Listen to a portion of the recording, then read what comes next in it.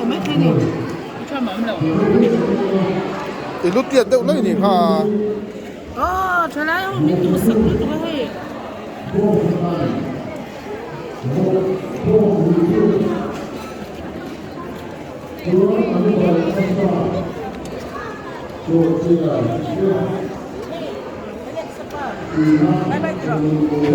phải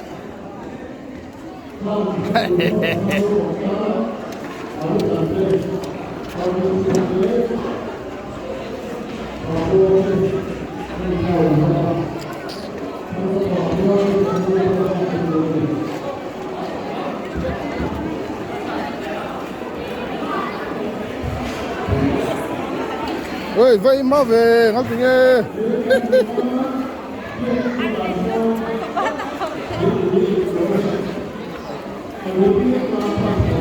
đây po Đã lui. à in lá nhỉ anh ta lưới tiếc coi chết rồi Con cái đầu hay là con nó nằm.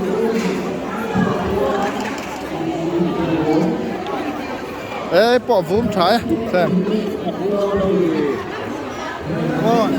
ê gì là thế ê chỗ đó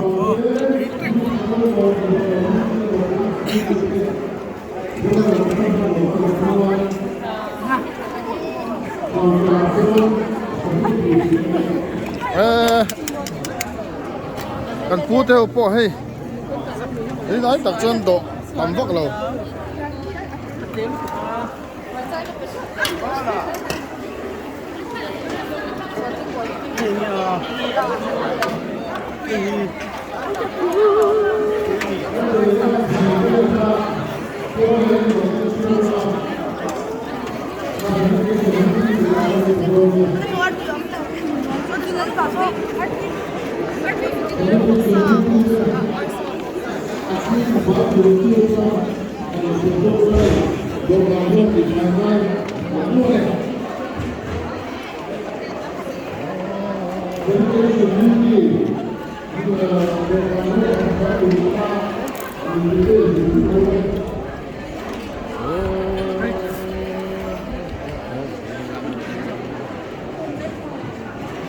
ơi vậy còn bao giờ được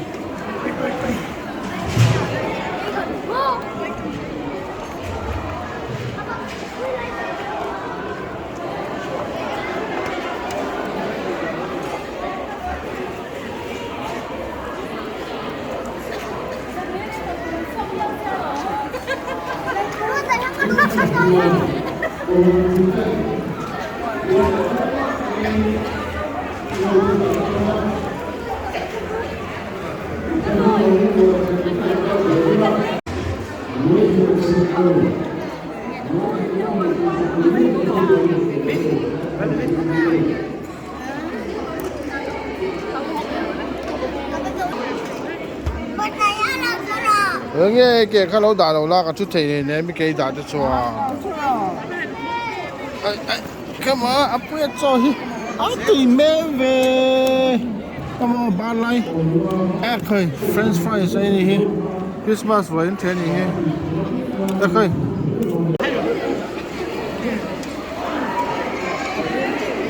đó khởi liền khócไปcho bỏ vốn trái đó chỉ cần lật qua thôi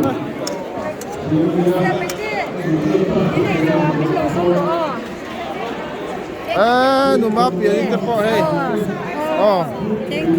vốn cho khóc mấy giọt lệ phố Ăn vùng ra chứ cái này luôn cái mà môi đi lên cần cái lấy quả ăn cái nào cái gì ra vậy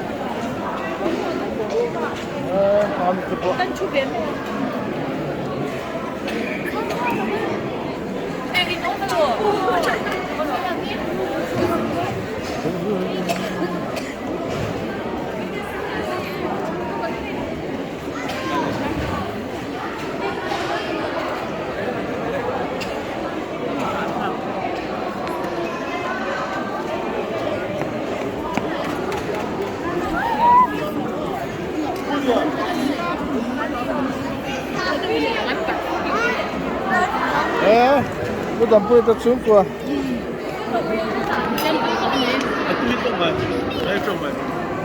哎，这多。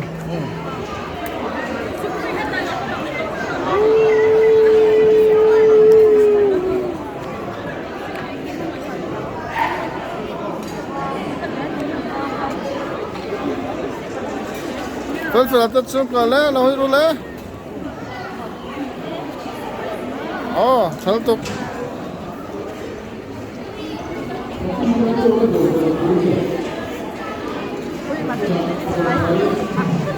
لا pisau maite in pa ha vai khamba ve chỉ là ai nói lên